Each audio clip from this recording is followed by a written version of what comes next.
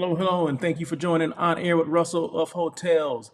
I'm doing a little remote thing today. Definitely, you know, not sure if I'm reaching people. I need some information. I need some clarification or some information that somebody can understand what I'm saying and they can hear me. So if anyone's out there, I mean, I would appreciate it because, like I said, I am doing this remote, and sometimes, I need to make sure that people are hearing me. So I'm gonna make sure I turn on my comments and see if people are listening to me, but no music today because I am remote, and I was just able to do this like last minute. I say, am I going to do this show today or not? But you know what? As they say, wherever I'm from, wherever I live, you know, the show must go on. It's show number 158, live today from the Valley of the Sun. Where's the Valley of the Sun? You guys need to let me know where the Valley of the Sun is, if you even know where that is, right? But let me know if you know where it is, and that way you know where I am, right? So that's it. So hello and thank you again. Happy belated Mother's Day to everyone. I know I forgot last week to say Happy Mother's Day to everybody, but I want to make sure all the mothers. I just want to make sure that I did get that in there. So please, let's see. I just want to make sure that I am live. Let me just see. I am going on to um, YouTube to make sure that people can hear me, or I can at least hear myself. Because as long as I can hear myself, that's all that matters. So, but I'm waiting to see if that comes through. Let's see. I'm not seeing it yet, but that doesn't mean that I'm not transmitting. So please bear with me for a quick second. I just want to make sure that I am transmitting. But today is Tuesday, May 10th, 2022. Let me just 1 second. I don't mean to go silent on anybody, but there we go. There we go. I just want to make sure that we are live streaming. So thank you so much for joining On Air with Russell of Hotels. Um, what did I say? Today's Tuesday, May 10th. Show number 158, Marketing Disruptor of the Status Quo, which means, this whole show is being a marketing disruptor. It was just a way for me to gain interest from some people that are interested in the hospitality space. It's a way for me to put my brand out there, put myself out there to let people know what I do and how often I do it. I mean, I do it as often as I can, but the show is every Tuesday at 1 p.m. PST if this is your first time listening or joining in. But I do appreciate you guys doing that. Um, let's see. Let's just jump into it. Industry stuff, because I'm trying to see if this thing is even going live. It just seems like it's kind of choppy, but maybe I'm just. Let's see. Oh, it seems to be going okay. Okay, so we're gonna just move forward, right? It seems like everything's going okay, so we're gonna move forward. And once again, I do apologize for the delay, because I mean, when you're out of your element, out of your studio or out of your home office and all that stuff, there's other stuff you got to keep in mind. Like, is this working? Is that working? Anybody making comments and things like that? Because we do encourage comments, right? I do encourage people to. This is an interactive show. It's not just about me. It's about people that want to join in and make their comments. As long as they're clean, I'll make sure I repeat the comments. At the very least, you're going to get a shout out. So please feel free to make your comments, because I do get the comments right here on my screen, and I can say, "Hey, what's going on to so and so?" or "So and so says this, ask this question." I can answer that question if I'm able to answer the question. But I'm live from the Valley of the Sun today. I've been out of town. Well, I shouldn't say that, right? But anyway, I guess I like cat's out of the bag now, right? But no, I just came from a show, like a conference in Denver, and that was interesting. It was Destinations West. Now, Destinations West puts on shows for meeting planners and suppliers, right? So, I'm a meeting planner. Hotels and CVBs or tourism boards are the suppliers. So they link us together. You know, we interact, we network, we drink, we have a good time. We reconnect if we don't know them, or connect if we did not know them. So it was just a good way to get back and just to see that the industry is coming back. The whole meeting industry is coming back. So that's always a plus. I mean, it's one thing to see it in writing, to see it in print or on the internet, and people are saying the stories. They're saying that the meetings are coming back, and we're over 2019. No, we're not. Um, but we are coming back. We are trending upwards, and that's good. I mean, a good trend upwards. So that's always a good thing. And it was well attended. The conference was well attended in Denver. The Hyatt Regency downtown Denver did a great job with putting everything together. With the Visit Denver did a great job with transportation, both to and from the airport. So that was great. The food was great. They even had a lot of non-meat eat options, and I always appreciate that. The breakfast was good. In fact, the last breakfast on and this was from Thursday through Saturday. So a shout out to the sales managers and director of sales, the tourism board that were there on Saturday. Late Friday, Saturday, half the day. Because it's hard to get salespeople to work on Saturdays, right? So, but no, that was great. I really appreciate that, and I know everyone appreciates that. They were out. Directors and things like that were out on the Saturday, um, taking care of this group, and showing us what's going on, what's going on in Denver, what's going on in these particular hotels, with renovations. And we also had lunch on Saturday at the Sheraton Denver, which is downtown Denver as well. Oh man, I mean, they must have put $100 million into this hotel for renovation, right? We had lunch there, and we're able to do a site.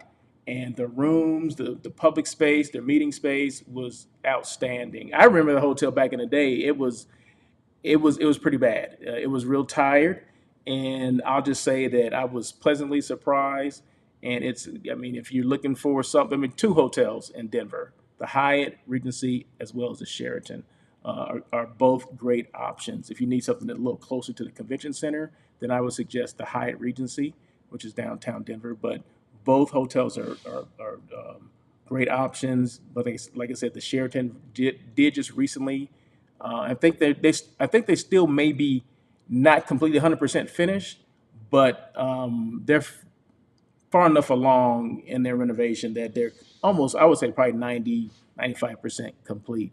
But it is like I said, it is awesome for the phenomenal work that they did. So good job to the Sheraton, and they're one of Sheraton is part of Marriott now, right? And one of the things that when Marriott bought Starwood, and they did buy them, they didn't merge, Anyway, I don't know what you heard, but they didn't merge with Starwood.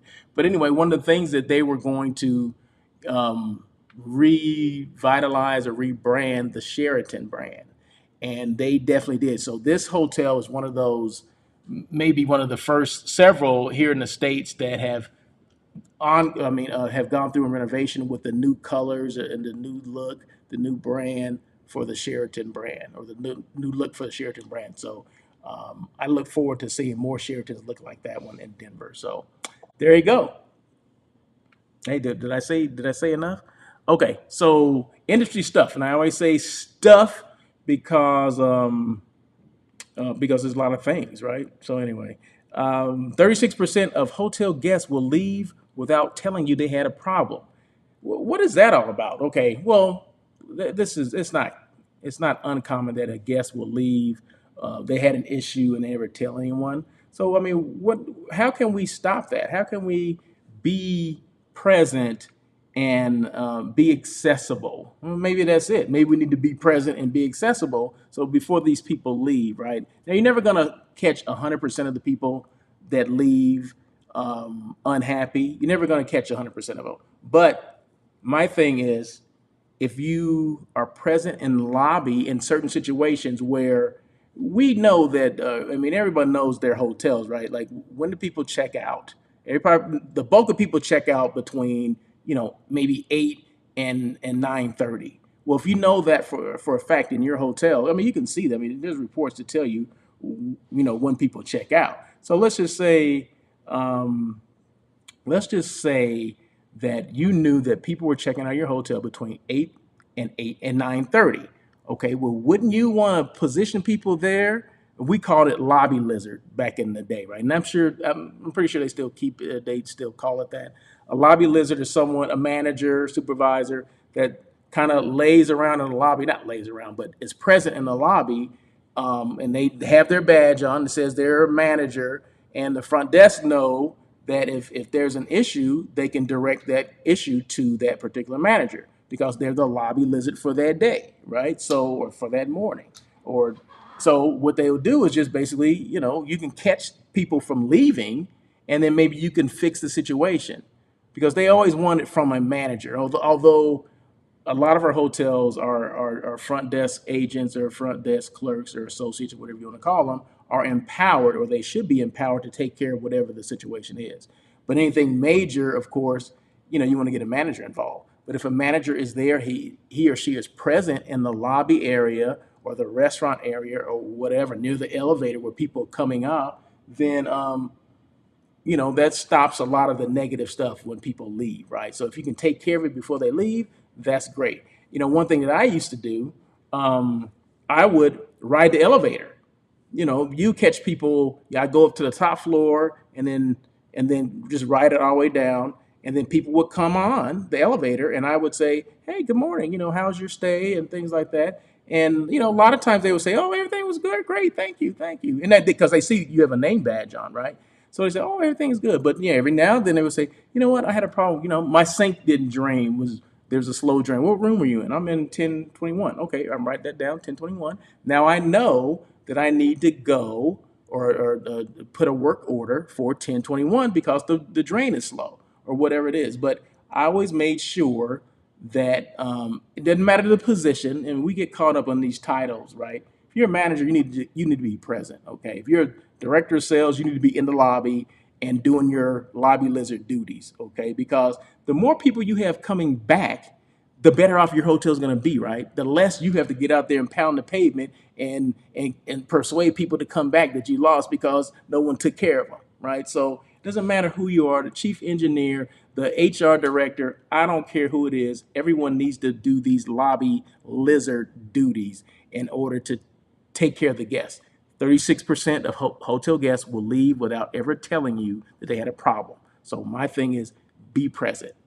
There you go. And Mr. Dillon, hello, Dillon. Thank you so much for joining. See, I said that we welcome the comments from people, interaction. That's what it's all about. So Dillon Beaumont, he's the general manager at the Fairfield Inn in Eugene, Oregon, right down the street from University of Oregon. Go Ducks. There you go. So he said, have your flight experiences been going well? Yeah. I flew from. That's a good question, Dylan. I flew from LA to Denver. That was fine. It left on time. And then from Denver to Valley of the Sun. Does anyone know where that is? And everything was fine. I had a slight delay, but that was because of weather in Denver. I don't know, like a windstorm, or it basically blew a lot of fog in and you couldn't see.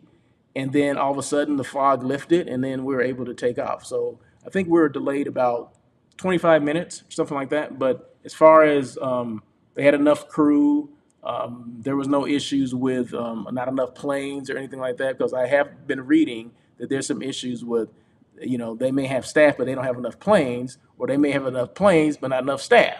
So, but I fly Southwest, and Southwest, they're pretty good about that. And, I don't think they lose a lot of people. So anyway, I'm not sure. As I take a drink of my pink water. So anyway, but no, thank you. That great question there, Dylan. Thank you so much. Let's move on to the next. Oh, you know what? Before I move on, I do have some some sad news, some more sad news. You remember last week I mentioned that someone in our industry had passed away. That was the dean of the Collins College at Cal Poly Pomona passed away. It's been about 2 weeks ago now. Well, then now I read Sunday that Ray Bennett, president, U.S. and Canada franchising and managed all Marriott managed select brands. He passed away. Now that was a big shock because I mean I never met Mr. Bennett before, but I never met him before, but I've heard all the things that he was doing and all the great things he was doing within, Marriott and within the hotel industry, and people that were, franchisees or people that are interested in buying, getting involved in Marriott franchise. I mean, he was like the guy. He was so humble and helpful, and then just for me to hear that he had passed away a couple of days ago was, I mean, I was like, wow, that's tough. But yeah, Mr. Ray Bennett, he was president for Marriott franchising and all managed Marriott select brand. So a select brand would be like, I want to say select service is like a courtyard, or I think the town place suites are part of the select brand, if I'm not mistaken. So yeah, no. Select service or town place suites, maybe the Fairfield Inn and Suites. I think those are select brands. But anyway, he was in charge of all that. Okay, and yeah, he passed away. So my condolences to the Bennett family as well as the Marriott family for the loss of Mr. Ray Bennett. So another great loss. $14 billion. Does that ring a bell? Did you know that the sports tourism market is worth $14.6 billion? That was 2019 numbers. Let me just quantify that. That was $14.6 billion is what the sports tourism market made in 2019. Now, that market to me has always been big because that was the market. When I first started in sales, they throw you that Smurf market, and part of the Smurf market back then was sports market was not wasn't separate on its own. It was part of the Smurf market. So I remember, doing. We had a college or university that was near us, and man, I own that at Cal State Northridge. I own that university because the Marriott thought they had all the business, right? The Marriott, which was down the street from this Hilton I used to work in, they thought they just owned that business because the hotel I was in, the Hilton, they didn't have anyone that would go after that business. So my first job as a sales manager, they threw me this Smurf market, like say, hey, go make it happen. I'm like, well, what is it? What does Smurf even stand for? Social, military, educational, religious, fraternal.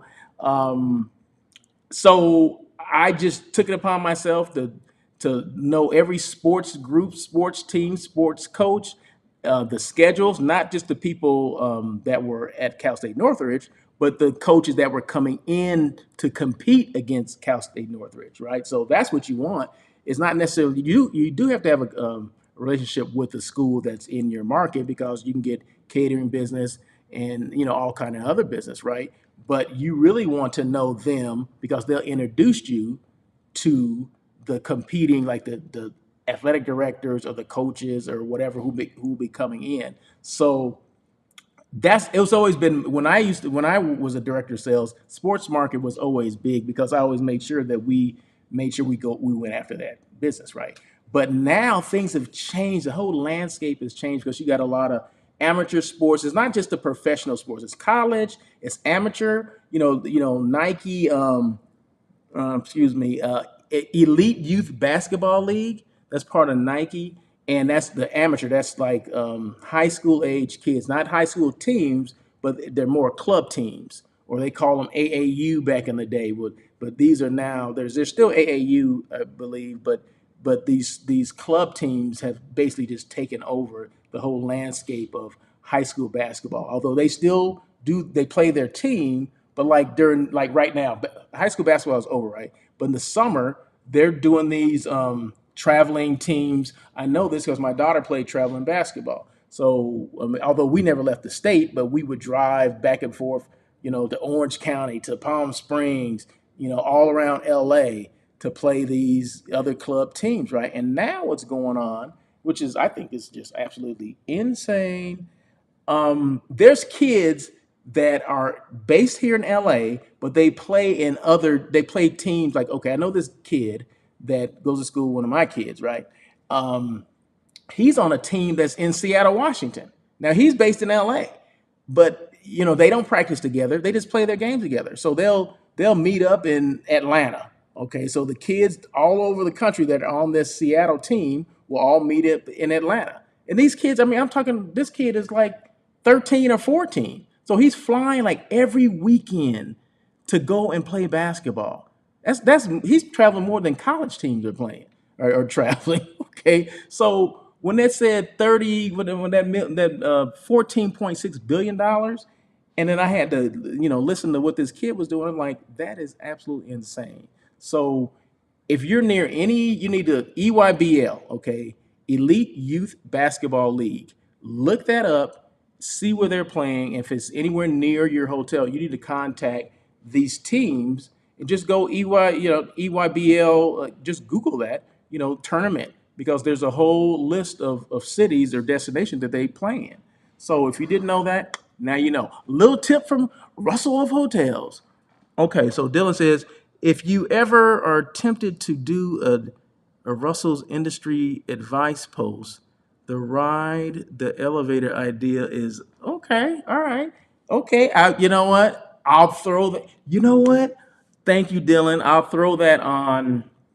Every now and then I'll do, like, they're not necessarily quotes, but some of them are quotes that I come up with, but maybe just a little, just advice on, service levels, and put this 36% of hotel guests will leave without ever telling them. Well, how can you, kind of rectify that? Be present.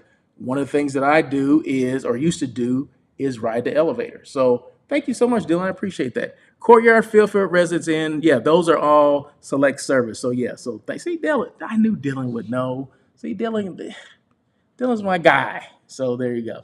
But no, thanks, Dylan. I appreciate that. Let's see. What's three things that I always talk about every week? Be intentional, make decisions, and take action on what's important to you. Be you. Be yourself. Be you. Don't try to be someone else. I'm not trying to be Dylan. Dylan's not trying to be me. Okay, so just be yourself, whatever that true, authentic self is. Just be you. And number three, be represented, because my representation or your representation matters. Okay, it matters that people that look like me do these types of shows or in this type of industry. It's just important to me that representation is shown with everything that I do. If that's meeting plan, if that's hotel site selection, if that's being a content creator for the hospitality space, if that's being a show host and a show producer for On Air with Russell of Hotels. I just need to see people need to see me do these things, because when they see that I can do it, they see, well, if Russell can do it, shoot, I can do it too. Well, why not? Why not try it? Okay, so and that's it. Why not try and do it? Right. The only thing that can stop you is you. Okay. So there you go. And I was on the fence today for not doing this because I'm remote. I'm somewhere else. But I'm like, well, I have this laptop and all this stuff. Why not do it? Right. So I was almost talking myself out of doing it. Right. So my worst enemy. I'm my worst enemy sometime. Right. So you are your worst enemy. So sometimes we just get caught up in like, well, no, I can't do it because of this and that. Don't offer excuses. And excuses are tools of the incompetent. They are used to build bridges to nowhere. People who use them become monuments of nothing. Where'd that come from? I just pulled that out. Did you just hear that?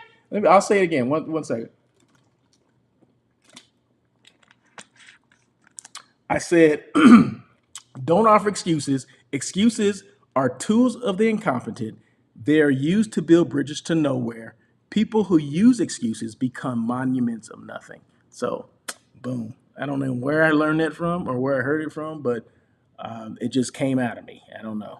But anyway, how to buy a hotel. Miss Davon Reeves. I've been tooting Davon Reeves' horn for a long time, and I'm going to continue because, like I said, if you're interested, because there's people that want to not necessarily just buy a hotel, but people that may want to invest in in hotels, because people buy hotels all the time. We just don't know how to do it. If we were interested in, because we invest in things, but if people knew that they can actually invest, not necessarily buy it by themselves, but be be part of a investment team to go in and buy hotels, that is possible. And the only reason I know this is because Miss Davon Reeves made it her point. It's her mission to teach people how to buy hotels, because it's not everybody knows that you can do this, right? So I'm just carrying the torch for Miss Davon Reeves. Okay, so she has this book out. You can buy on, I think it's on Amazon. How to Buy a Hotel: A Roadmap to Hotel Ownership. And these tips right here, these are tips that she gave. I just happened to see these a couple of days ago, and I said, you know what? Let me just add those to the show, or to the part when I talk about Miss Reeves. So, tips to buying a hotel: location, location, location. We hear that all the time in marketing, right? But it's right. Location, location, location. That's, you have to make sure you have the right location to buy a hotel, because you want to be around a traffic generator. What is a traffic generator? Like, is there a ball stadium, baseball, football, whatever stadium around that generates traffic? Is there an amusement park around that generates traffic? Are there malls or strip malls, or any kind of shopping around there that will generate traffic? Is there city offices or government offices, things like that? Those are all traffic generators, meaning there's people. I'm actually sitting on a. Did I tell you? Now I'm going off topic now, but did I tell you that I was helping my daughter move? Right. So I'm actually sitting on a piece of luggage. Okay. So I don't know if you see me adjusting myself. I'm sitting on it, and it has rollers on it, so it keeps moving. So I forgot to tell you guys that. So one of the tasks I've been given, right, is because my daughter is moving, right? So of course, who's going to help her move but me? Okay, so but other people get pitch in, but as far as the physical, moving this, moving that box, filling up this box, taping that, putting it out here, that kind of stuff, I'm doing that, right? So I mean, she didn't have a whole big place to move anyway, so not enough that you need to have some movers come in and all that. No, she didn't have a lot of that, but she did have a lot of boxes, and everything's been moved out. She sold her couch and some tables and chairs, so I didn't have to worry about that, because the people that bought them, they came and picked that stuff up. In fact, two girls, they came in and just picked up this couch and walked out with it. I'm like, okay, all right, I see you ladies. So yeah, I said, you guys need some help? Oh no, we got it. I'm like, okay, let me open the door. Let me get out of the way. So yeah, so if I'm adjusting myself, that's the reason why. But I had to throw that in there. But getting back to Miss Davon Reeves and how to buy a hotel. So number one, tips to buying a hotel. Number one is location, location, location. You want to make sure, like I said, there's traffic generators around. Number two, the brand. I mean, not saying you cannot come up with your own brand, but you can, but it's a lot harder. But if you went with a reputable brand that people know about, whatever that is, if that's Motel Six, if that's Choice Hotels, if that's a Marriott brand, a Hilton, a Wyndham brand, I mean, whatever it is, you want to make sure they have a great reservation system, right? So Holiday Inn, IHG, they have a great, that holodeck system is probably one of the best, the most powerful ones out there. But then you got the Marshall system with the reservation. You got Hilton system. So you just want to make sure that you do your homework and make sure the brand is a strong brand in that particular market. Because you got to remember, per market, certain brands will do well. Okay, so a Marriott may be priced out in certain, say a small, Midwest town. You're buying a hotel, you're thinking about buying a hotel, and you think about reflagging this hotel a Marriott hotel. Well, it may be perceived as too expensive in certain areas or certain markets. So a Red Roof Inn may be better or may be more ideal. So you have to do your research and do your homework on the brand. But doing your own hotel, then that comes up with a lot of other things. Not saying it cannot work, not saying it won't be successful. It's just that, name recognition goes a long way when it comes to buying a hotel. So And number three, hiring the right operator. Meaning, do you want to manage your own hotel? My lips are dry, so I keep licking them. I'm sorry, but like I said, be yourself. You know what I mean? If you gotta lick your lips, then you gotta lick your lips. But I'm gonna tell you that I'm doing that. So anyway, hiring the right operator. Now, do you want to manage your hotel yourself? Do you want to be there day to day, counting money and doing the night audit? Or do you want to hire a management company? There's actually management companies that will come in and manage it for you. There's small ones, there's large ones. Back in the day, Interstate was big. Now they got bought up by Aimbridge, which now they're bigger. Do you want to go with an Aimbridge or do you want to go with a smaller one? There's smaller management companies out there that will come in and but you want to make sure they're doing their the financials are the thing that you need to make sure they're doing right. Monthly, you want to make sure you're having meetings with the management team and making sure you're on the right track as far as make sure your hotel's making money. You want to be profitable, right?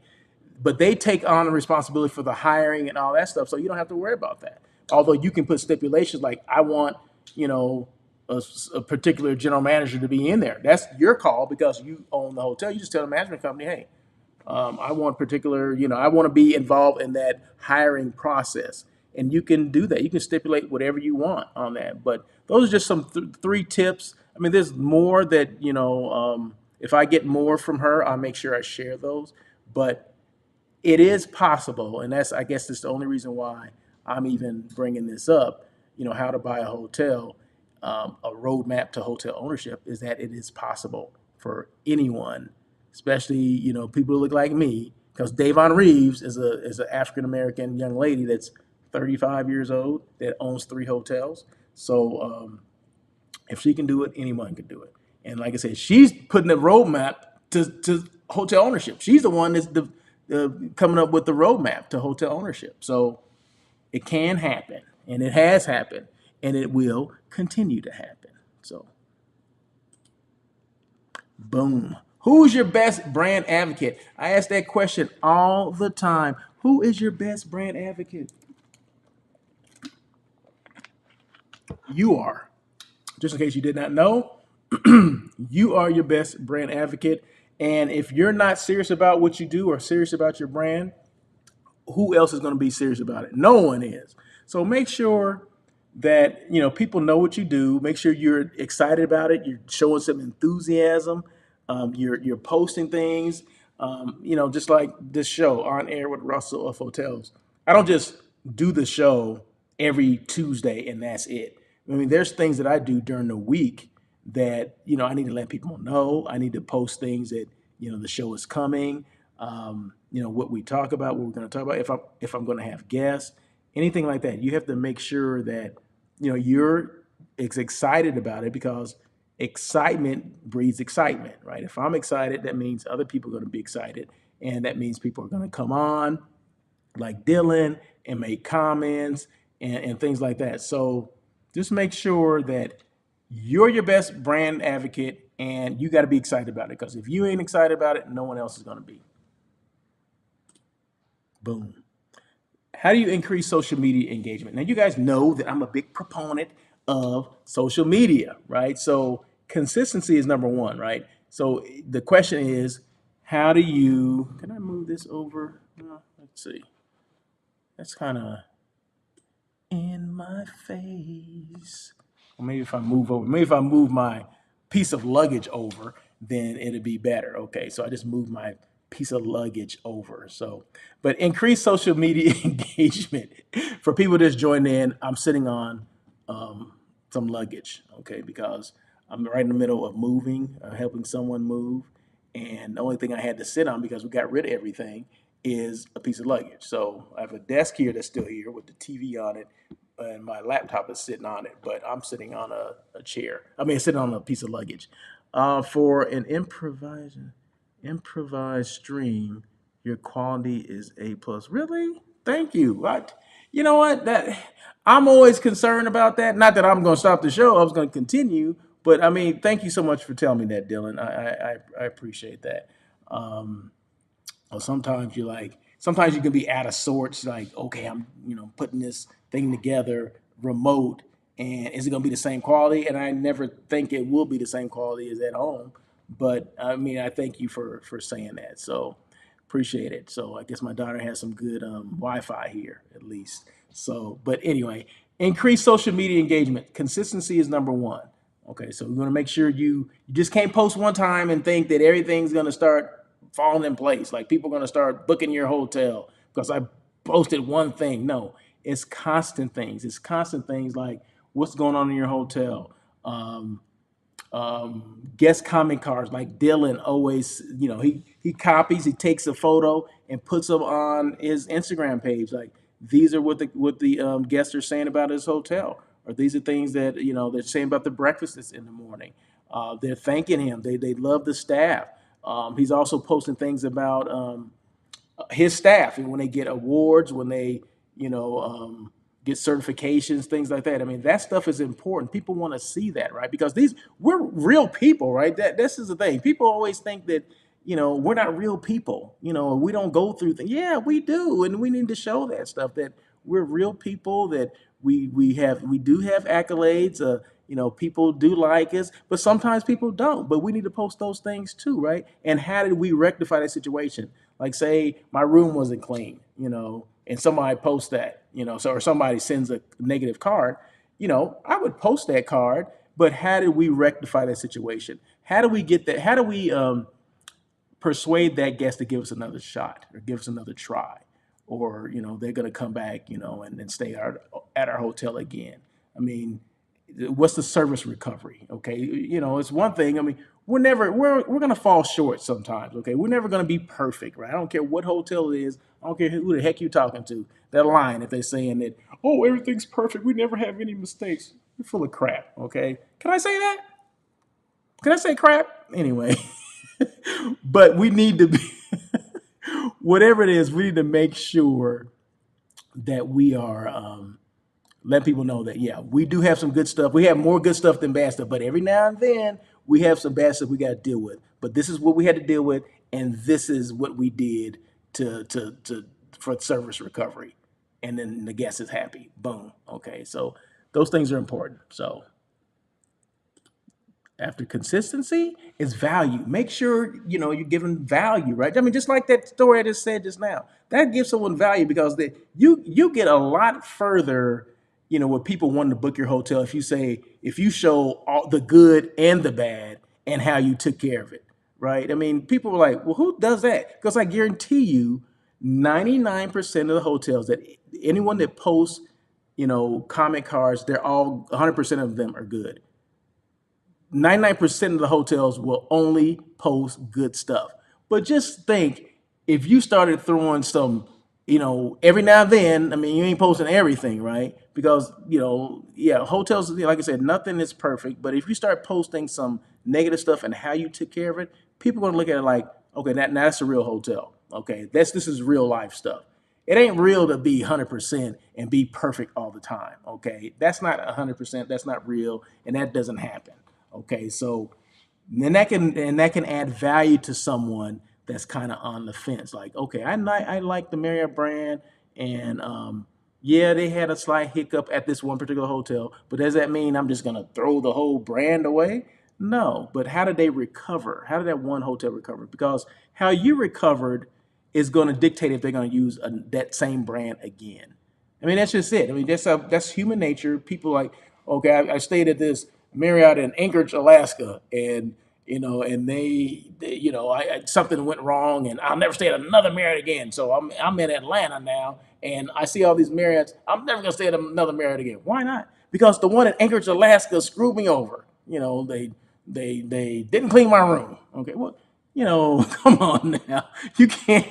I mean, that's the thing. So we have that service recovery thing. We do have to make sure that we did take care of that guest because, like I said, it can have a domino effect on every other hotel within that same brand, right? So I mean, people think like that, right? I mean, it's just how it is. But like I said, if you post the good, the bad, and what we took care of it, how we took care of it, I think that's great, and that's going to create value for somebody. And then value can also mean post things that are important to people. Like say, like I said, maybe the people that listen to me or watch the show are all hotel people, right? And I give tips every now and then, like taking the elevator or what do you call it? Being a lobby lizard and riding the elevator in the morning to talk to guests, right? That could be add some value because Dylan didn't mention something about that. So that maybe that added, what do you call it? Ride the elevator. The ride the elevator idea was fantastic. So that was some value to Dylan, right? So there you go. So that's what I talk about, adding value, right? So he's probably gonna do that tomorrow. If he wasn't doing it before, he's gonna do that tomorrow, right? Don't hang out in the lobby. Get in the elevator and ride with people and see what they have to say. Because believe me, people are real candid. They'll open up in an elevator, and don't let it be multiple people in there because that can have those people start talking about maybe some things that were either going wrong or going right with their stay or their experience, right? So it's funny because people, misery loves company, right? So if someone's having an issue, someone else may have been hesitant to tell you, but now that they hear someone else say it, like, you know what? I had a slow sink last night. My sink wasn't draining. You know what I mean? So next thing you know, and oh really? Okay, well I had someone was knocking on my door and ran. Whatever. I don't know. I'm just throwing out stuff. But just ride the elevator and see what people say and just take care of the situations, right? Before they leave, before it becomes become part of that 30%, 36% of guests won't tell you if they have a problem. So, but anyway, getting back to the value, add value to people, to what you're saying, and you'll go a long way. And then people continue to listen to you or take you serious. And the last one, be authentic, be yourself. Me talking and stopping to take a drink of water and saying my lips are dry because I'm in the valley of the sun and it's hot as heck, and I've been going back and forth, taking boxes outside and to the U-Haul and all that stuff. Well, and I just said, I keep licking my lips because my lips are dry. That's me, right? So be authentic, be you, be real, okay, and keep it moving. So let's see what else. What else? And after you know this stuff, this is increased social media engagement. After you're being consistent, after you're adding value, after you're being authentic, are there any tools that you would suggest that one uses? Use IG Reels and Lives. So I use these IG Reels and their Instagram. That's what IG stands for, Instagram. So I use Instagram and LinkedIn and YouTube. Those are probably the three platforms I use the most. But IG Reels are, you basically pair a video with music, right? And sometimes the music is trending where they'll watch the video because of the music, right? So which is good. You just want people to look at the video, right? So there you go. So if it's the music that's making them listen to it or watch it, then that's fine. That's good. Because you get a lot more interaction and engagement if you have music with your videos. I'm just telling you, 100%, right? And videos do a lot better than still photos. Stationary photos, just boom, a picture, maybe a little caption on it. But videos, they don't have to be long videos, okay? 25, 30 seconds are probably optimal at this point. Okay. So, and then I do live. So live is like, this is a live, but this is a live on YouTube. So I do lives on Instagram as well, where just an impromptu thing. It's not scheduled for the most part, other than I do this on Friday nights with Cheryl, who's a meeting planner. We work together sometimes, and we, the reason we got together was all hospitality, but we get together now because we know that we have some stuff to talk about, right? So we talk about hospitality stuff, and we just talk about regular stuff. But it's just a way to reach more people, to let people know what we do, right? And the lives, the good thing about the lives, or the another good thing about the lives, is that say I have 10,000 people that follow me on Instagram, and say she has another 10,000. So if we collaborate on a live, guess how many people you're reaching? You're reaching my 10 and then her 10 too. So that's 20,000 people that each of us are reaching that we weren't reaching before. because if you do a live just by yourself, it's only going to be the amount of people that follow you, right? So if it's only 10 for me, 10,000, well, I'm only going to reach 10,000. So lives can be real powerful. It can support your brand. So that's what I do. So I do lives, I do reels, and I do the show, and I do postings, right? So everything helps out the other thing. So it's just like this cycle, right? So I continue to post, then I do the reels, then I do the live, then I do the show, and it just continues, right? It's just this a vicious cycle, right? It's just a cycle that supports everything. It supports the brand, Russell of Hotels. It supports On Air with Russell of Hotels, which is the show here. So that's why I do those things, right? Because you want to be on. You don't want people to forget about you. You don't want people to forget about you. You don't want people to not know what you do, right? Because there's always a way that you can help people. So there you go.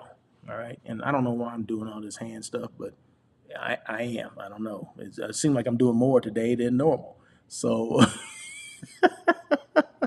who's hiring? Oh my God. Let's see. Let's see. Who's hiring? Who's hiring? I had to throw a little jingle there. I'm sorry. Who is hiring? Okay, there's a couple of hotels here that are hiring, and I think all these are in the LA area, greater LA area. I think, yeah. Okay, the Anza in Calabasas. Now I know that. That's right off of the 101 freeway. I guess it is in Calabasas. You know who's famous that lives in Calabasas? Who lives in Calabasas? The Kardashians. They live in Calabasas. Well, I don't know if all of them live there, but they used to live there. So, but yeah, they made Calabasas famous. So the Anza Hotel, it's a boutique hotel, independently owned. I'm not sure who manages it, but it's they're looking for a general manager. And Calabasas, I want to say it's about, let's say 30 minutes from downtown LA going north. Excuse me. The Green Tree Hotel in Pasadena. They're looking for a general manager. I'm not really familiar with that particular hotel, but I'm pretty sure it's downtown Pasadena. But they're looking for a general manager, Pasadena. Hey, the Rose Bowl, Rose Parade. Pasadena is not just about the Rose Bowl and Rose Parade. It's actually a nice destination. Okay, so it's a lot. I mean, you think about it. The Rose Bowl and the Rose Parade are just one. They're January 1, right? What happens the rest of the year of Pasadena? There's actually a lot of stuff that happens in Pasadena. A lot of museums, a lot of nice restaurants, very walkable downtown old Pasadena. Some very good restaurants down there. So it is definitely a pretty good destination to go to. So, and they have a convention center as well. Why am I throwing? I'm just throwing stuff out there for Pasadena, but no, Pasadena is a great destination. So don't think about it just for the Rose Bowl and the Rose Parade.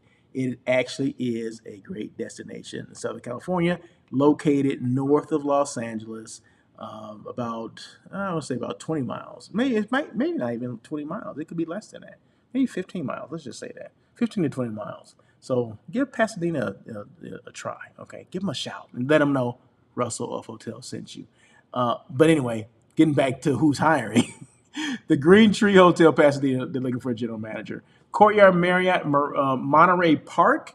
Now that's near Cal State LA. So that's kind of going east of downtown LA, just a little bit east. Just past Monterey Park is just past East Los Angeles, East LA. So the Courtyard Marriott, now that courtyard is like they put so much money in this courtyard, you wouldn't even know that it was a courtyard. If someone just blindfolded you and walk in, Courtyard would be the last brand that you would say this hotel was, because they put so much money into this place. It's ridiculous. It's sick how much money they put into this Courtyard, but it's nice. It can be like a four diamond hotel. It could be, but it's a Courtyard, so it's not going to be because of services. That's what it comes down to. But they're looking for a task force director of sales and marketing.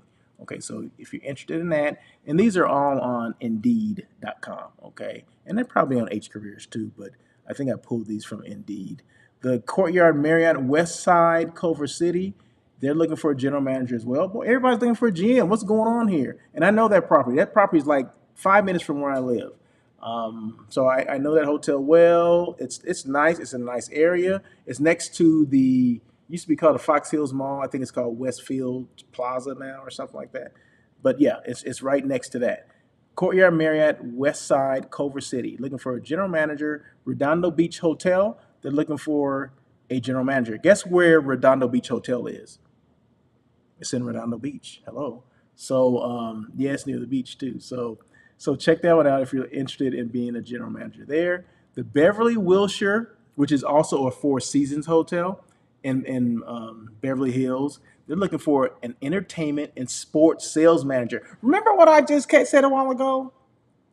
And I don't know if they've always had a sports and entertainment slash sports sales manager at that hotel, but I bet you hotels, if you don't have someone handling sports markets, you need to invest in having a sales manager doing sports market. Because like I said, I gave the example earlier, that's a huge market. $14.6 billion. That's crazy. If you don't have a sales manager trying to, get some sports business, you're missing the boat. Okay, there's so many amateur, so many professional. And we always think about the main ones: baseball, football, basketball. Well, there's hockey and soccer. You'd be amazed. Rugby. You'd be amazed. What they do here, just in LA. I mean, what type of sports are here? Soccer. Just not just high school but they have club too. Every sport has like a club team. Even the football, they it's called 7-on-7, right? So they go to different cities. It's almost like a traveling 7-on-7 uh, football team, right? They're big like in the South and in the East Coast, right? They're not as big here, but they're gaining momentum. So get in on it now. Find out. I mean, I'd let you know about EYBL. The soccer, I mean, that's another thing. If you have a lot of soccer, like Ontario, California, they have, I don't know, 20 something soccer fields in this one area. And if people don't know about it, they're not going to book you, right? So make sure whatever you have, your venues, your facilities, make sure the masses know. And that's where social media can come in, right? Because you always gonna forget some people to kind of send some of your stuff to, or who's on your email list and all that kind of stuff. But if you start posting things about this soccer tournament or this soccer field, we got 20 soccer fields that are great for your next tournament or whatever the heck you're gonna do. But you have to be active and do stuff like that. But there's opportunity out there. So and obviously for the Beverly Wilshire, which is a four-season hotel, to be hiring a sports sales manager, what they probably never done that before. Okay, I'm serious. I'm just throwing it out there. But obviously, someone sees a need for sports business or for them to go after the sports market for that hotel. Okay, so if you don't have a sports market in your hotel, you need to look into it. Okay, boom. I'm done. Let me get off this. I'm getting off my this luggage. Okay, so normally people say soapbox, but because I'm sitting on some luggage, I'm gonna get off of that. So, Nami Eats in Denver. Oh my God. Okay. My lips are dry. This is unreal. But that's okay. We move on. And we're almost done. Don't worry. So Nami Eats in Denver. So I was in Denver last week. So Cafe O Cafe, that's the name of the restaurant. And buffalo chicken wrap. I'm just gonna say that. I got this. I went there when I first got there. I had like maybe 3 hours before this reception, right? But I was hungry. I hadn't eaten all day, so I look at my phone and I Google vegan restaurants near me. And this wasn't the first one that came. This was the second one because I was looking for something quick. I wasn't looking for a sit down dinner, that kind of thing. So I was looking for like a sandwich or a wrap or whatever. So and I see that it was 18 minutes away. And I'm like, well, I didn't get my steps in yet because I've been flying all day. So let me get my steps in. So it was 18 minutes, 18-minute walk. That's like 2 miles, right? Or at least a mile and a half. So I walked, got there, vegan place. What I mean, it was lit fire. It was good. It was spicy. It was a buffalo chicken wrap, and it was the chicken or faux chicken was made with some type of seitan, and it was oh man, it was so good. And then it was Cinco de Mayo, right? And well, not that this had anything to do with it, but most places, Denver is like the beer capital of the world, right? Or at least the United States. Okay, so every restaurant has, beer, the local beers, right? Because there's a lot of craft breweries in Denver. Okay, probably the percentage is probably so high per capita is ridiculous. But anyway, so this guy gives me. I said, do you have any local beer? He said, oh, we have so many. What do you like? Do you like a lager or a pilsner? I said, a pilsner. A pilsner is more of a lighter beer, right? So he says, well, we have this is. I said, well, those don't make sense to me because I'm not from here. He said, okay, I'll bring you out a flight of like three different beers that he likes, right? Okay, a flight is like a little samplers, right? So he brings these out, and the samplers, if you add all the samplers together, it would probably equal like a little bit over one glass of beer, right? So of course I'm not just gonna try it and just give it back, right? So anyway, I tried it and I settled on this. It was a Mexican Pilsner because it was Cinco de Mayo, right? So I'm like, yeah, give me the Mexican Pilsner. Man, it was so good. It was light. It was crisp.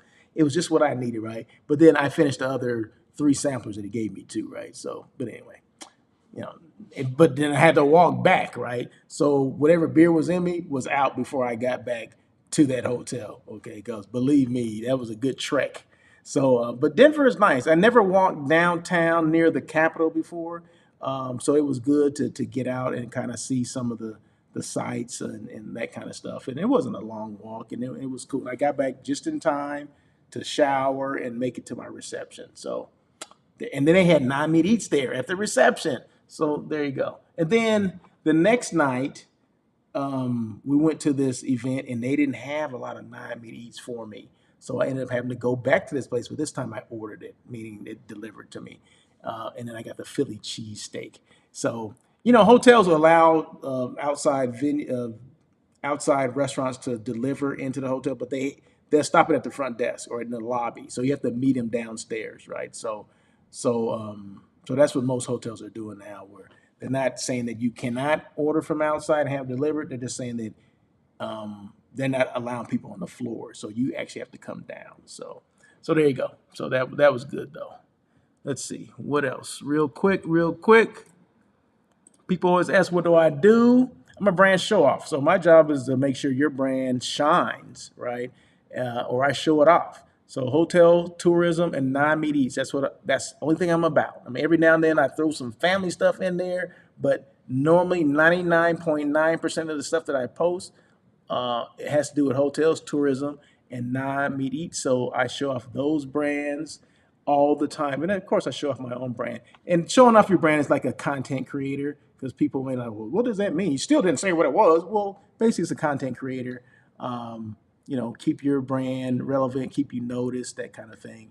But the industry that I do this for, hotels, tourism, and anything hospitality, because non-meat eats is part of hospitality as well.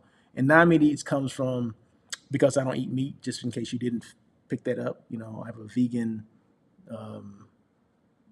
palate, if you will.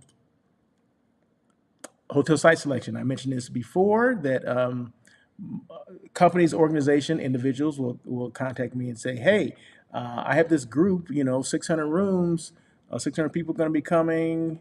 We're going to go to Denver. Do you know any hotels in Denver? Like, oh, just so happens I happen to. So my job is to find locations for these, for meeting planners that may be having meetings and they don't have time to source it out. So that's what this is called. Sourcing is when I find the hotels for them.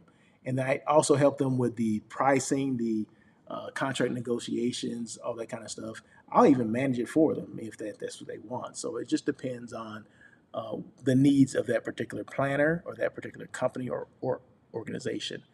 And then I'm a show host and I'm a show producer, meaning I produce this show, right? I mean, I'm the one that came up with it. I'm the one that has the verbiage over here, all this stuff I put together. And then if you look right there, it says top 30 podcasts in hospitality for 2021. And then I'm a top 25 social media influencers for 2021 as well. And that distinction was given by the International Hospitality Institute. So I always thank them for that. Thank you so much. I do appreciate that recognition. How do you get a hold of me? If you had any questions at all, russell@russellofhotels.com. I'm here to answer your questions. I'm here to assist where I can.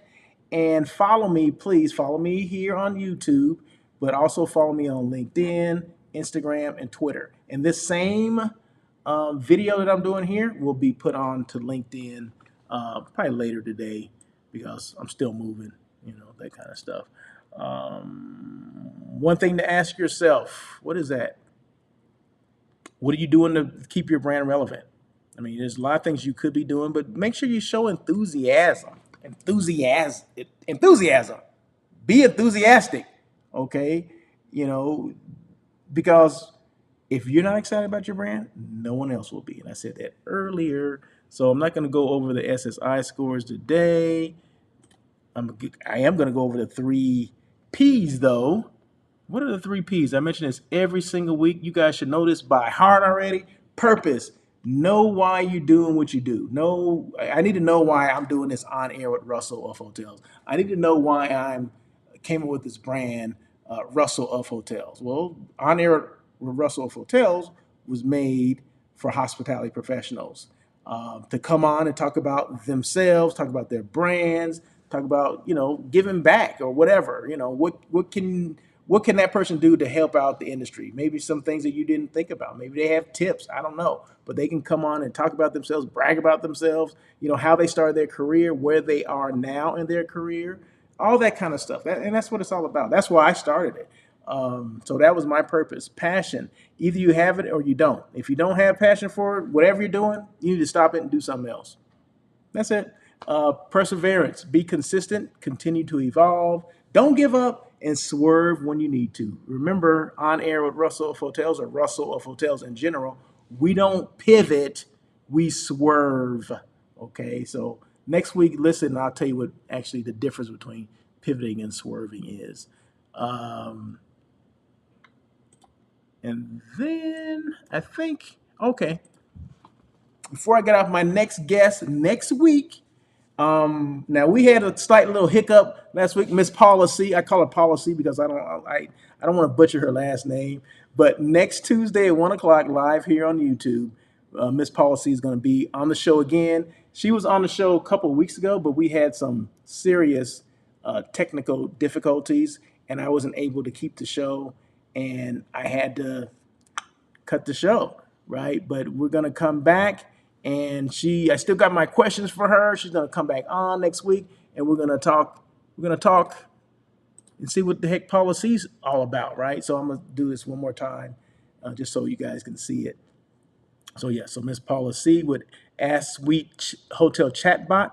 She's gonna come on and just let us know what the heck she does. What's a hotel chatbot? What is that? So have your questions, ready because it's all gonna be interactive, as always. And she actually loves to answer questions. So I was on her show. She does a podcast as well, and I was on her show, and it was a lot of fun. And she laughs a lot, which I do too. So I think that's good that we whatever we're doing, we don't take ourselves too serious where we can't laugh. Okay, so I think more people need to do that as well. And just it's okay to laugh. It's okay to have a good time when you do these kind of things, right? So, but anyway, that is it. So I have no music today, but I want to thank you guys so much for joining On Air with Russell of Hotels. I want to thank Dylan Beaumont for coming on and asking the questions that he did or making the comments that he did. And I do appreciate you, Dylan. So thank you so much. And once again, he's the general manager at the Fairfield Inn in Eugene, Oregon, right down the street from University of Oregon. So if you're going to University of Oregon, say your kids are going to school there or they're doing tours and all this kind of stuff, or you're just in that area just to be hanging out, you need a hotel, Fairfield Inn, and just call Dylan, okay? Just call Dylan and say, hey, Russell of Hotel sent me to you, okay? I need a room. And he'll take care of you, okay? So anyway, so I got to get back to moving. And for people who did not hear the beginning of the show, I'm here in the Valley of the Sun, and no one asked what the Valley of the Sun was, or no one came up with anything like the Valley of the Sun is this city, right? But anyway, you can do that later because I'm going to repost this. So I need to know, where is the Valley of the Sun, okay? But anyway, I'm helping my daughter move. Seem like I've been here for a week, but it's only been a day. So, but anyway, you guys take care. Thanks again. Happy Tuesday. It is Taco Tuesday. So, hey, you know what? I'm gonna have some tacos, some vegan tacos, and I'm gonna share them with you next week. So you guys take care. And Dylan, yes, you're more than welcome, Dylan. Um, I appreciate you joining in and chiming in and offering suggestions and offering just just some interaction. And I do appreciate that. So you have a great day. Be safe. They do tacos out there in Eugene. Well, if they do, Dylan, you need to make sure you go have some. Okay. So you guys take care and peace.